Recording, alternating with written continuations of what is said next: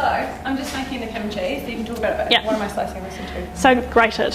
Oh, I didn't bring a grater. Oh, okay. Really little slices. So We're just going to make a smaller version of it. yeah.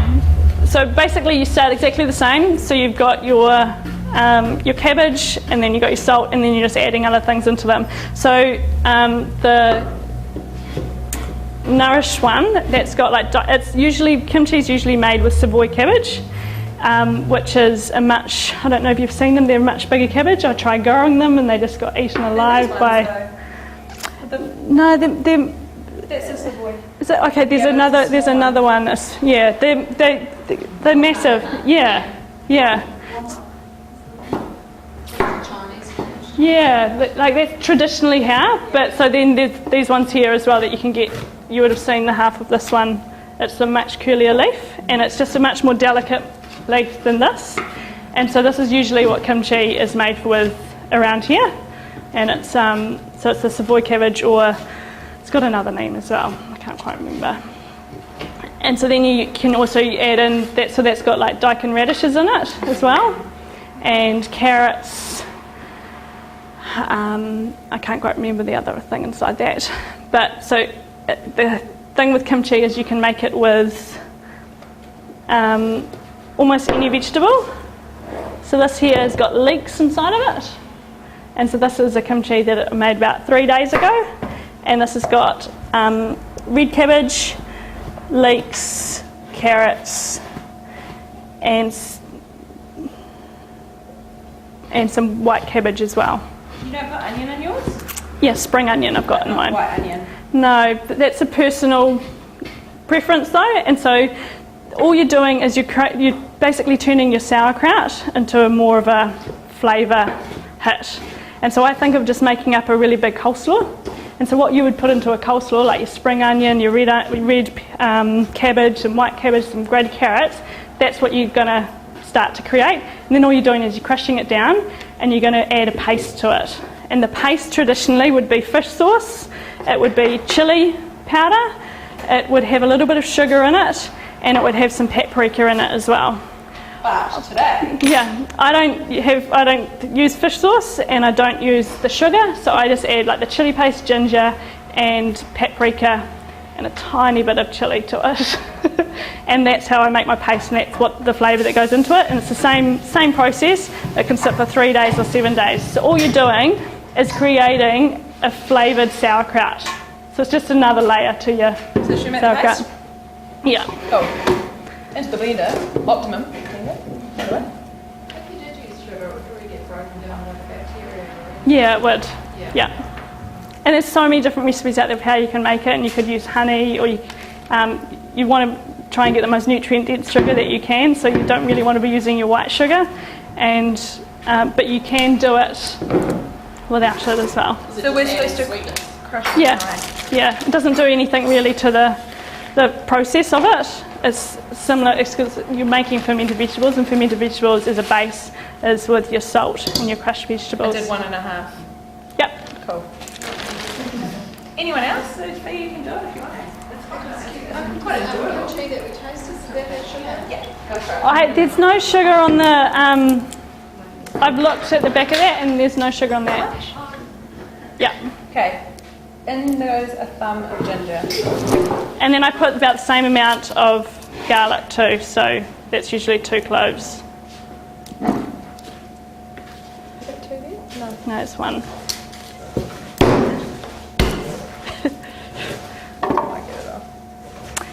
And I put a little bit of liquid in there to blend that, because I'm just wanting to turn it into a paste, and that's just going to get mashed into the cabbage. Just a little bit of water. Yeah. And then we put in our chilies. How much chili? You decide. Into here. Yeah, just a little bit. Yeah. That's probably quite a lot. I really like chili. Yeah, and then paprika is what turns it red, and Could you use a real chili?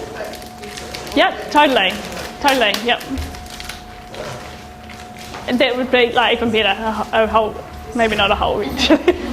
Depends how hot. I'm the biggest wuss when it comes to hot food, so I go with caution first. So like a teaspoon? Yeah. And because the thing as well, the garlic, because the garlic's raw, and the ginger adds quite a kick to it. So if you've ever, you know, just those two blended into a salad dressing is quite Like that much. I don't know if the blender's Yep. going to handle this much. or you can add, it won't matter if there's more, just enough to make it mix up. We'll see how it goes. Yeah. Cool. Alright, I'll just make the loud noise.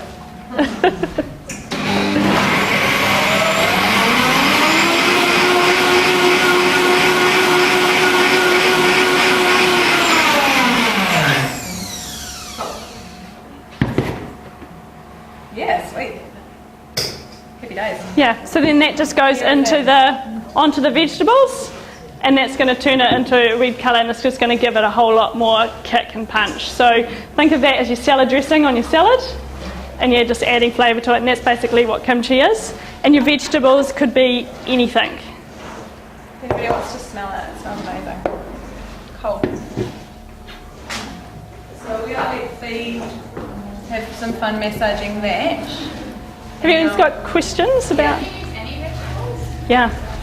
Yeah. Yep. Yep.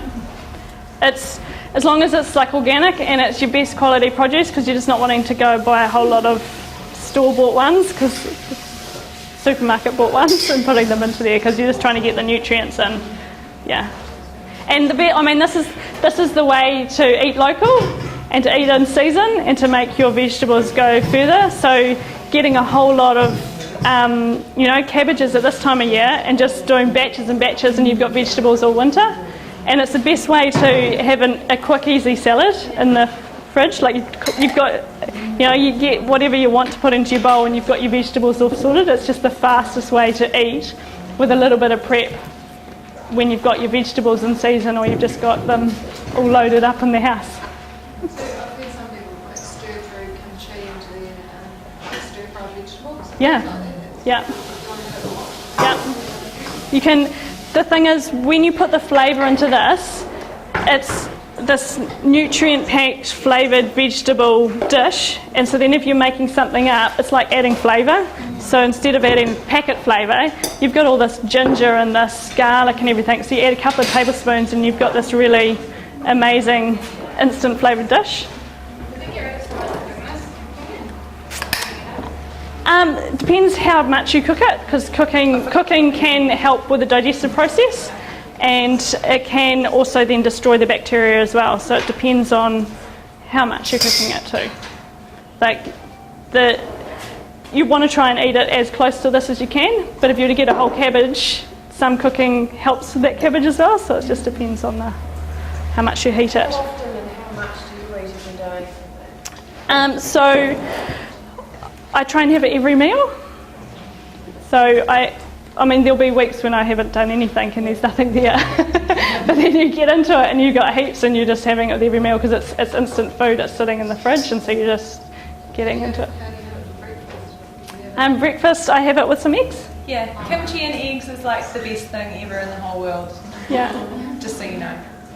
Yeah. Yeah, I mash up sauerkraut with a couple of hard-boiled eggs and yogurt and salt and pepper for my wife after tea. You know how you do curried eggs? Yeah. Yeah, mash it up with Yeah. Yeah. It's just instant flavour to even a salad, you're just putting it in with then some seeds and things, it just becomes this amazing dish with We probably should flavour. have had eggs for dinner instead of having a smoothie, but we're going to have a smoothie anyway.